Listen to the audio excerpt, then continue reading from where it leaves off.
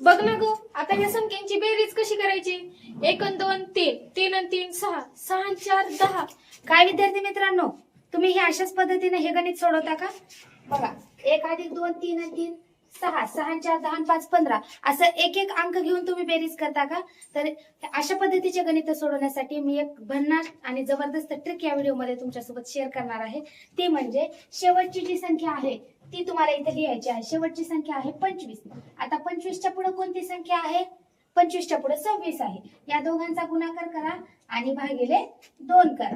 ठीक आहे, 2 ने 26 ला भागातलं उत्तर येईल 13. 13 आणि 25 चा गुणाकार करा. 13 5 65 ला 5, हातचे आले 6. 13 दोन्ही 26, 26 आणि 6 32. हे उत्तर येईल म्हणजे पर्याय क्रमांक 1.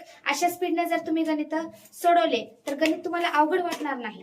गणिताची पद्धत तुम्हाला सोपी वाटेल. धन्यवाद.